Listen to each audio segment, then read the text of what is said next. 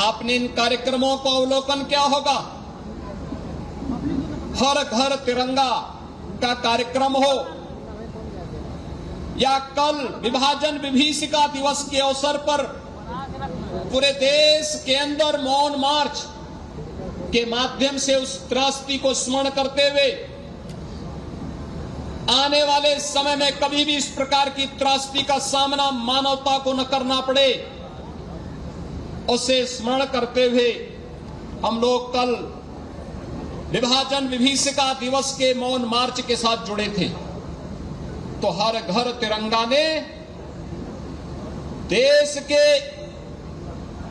135 करोड़ लोगों को एक स्वर के साथ एक भारत श्रेष्ठ भारत की इन परिकल्पनाओं को साकार दिखाता हुआ पूरा भारत अपने आन बान और शान के प्रतीक तिरंगा को हर घर तक, हर सरकारी गैर सरकारी कार्यालयों तक, व्यवसायिक प्रतिष्ठानों तक फहराता हुआ भी दिखाई दिया है। ये सभी कार्यक्रम हम सबको अपने अतीत की उस गौरवशाली विरासत के साथ जोड़ता है, जिस पर हर भारतवासी को गौरव की अनुभूति करनी चाहिए। आज हम सब जब यहां पर उत्तर प्रदेश के इस मुख्य समारोह के साथ जुड़े हुए हैं, इस मंच पर स्वतंत्रता संग्राम सेनानी,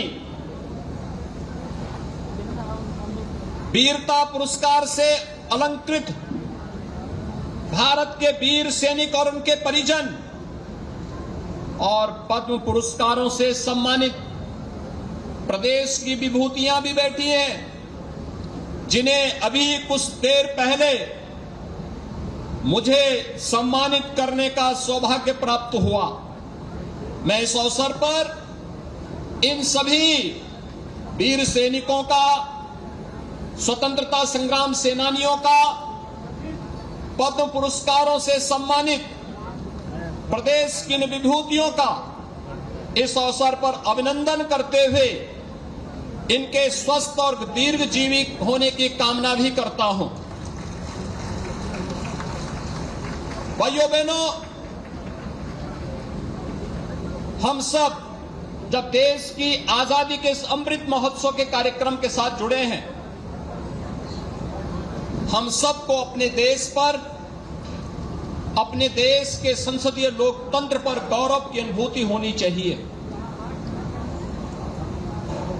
आजादी का अमृत महोत्सव में ऐसे अवसर पर एक उत्साह और उमंग के साथ जुड़ते हुए दिखाई दे रहे हैं।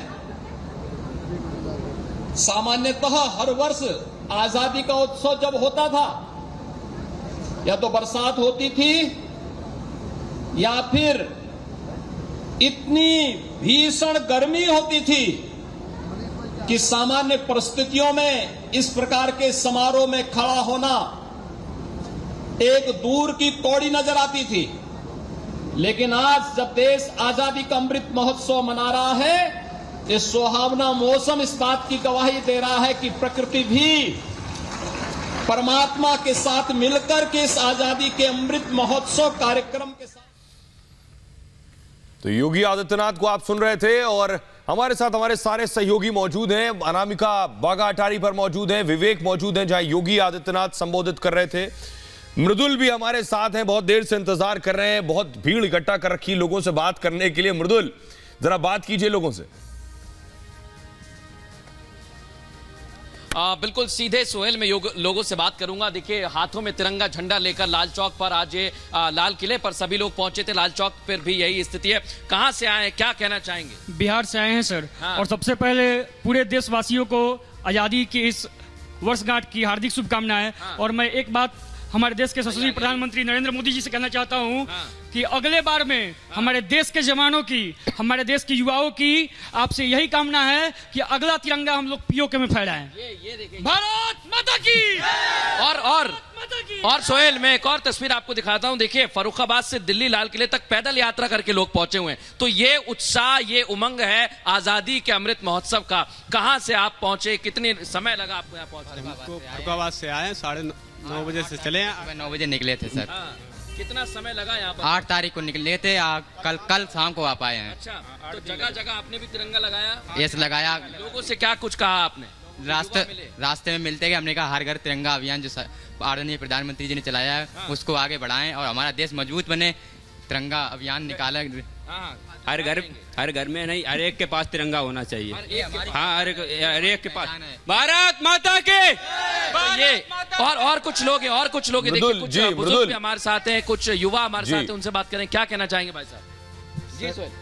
75 अभी जो हमारा इंडिपेंडेंस डे अभी चल रहा है, हाँ। उसको हर मानव जो है, हर जो इंसान है, हिंदू मुस्लिम सिख ईसाई, कोई अपना धर्म वर्म कुछ ना देखे, भारत माता की जयगान करे, सबको प्रेम करे और भारत माता की जितने भी काम है उसको आगे बढ़ाए।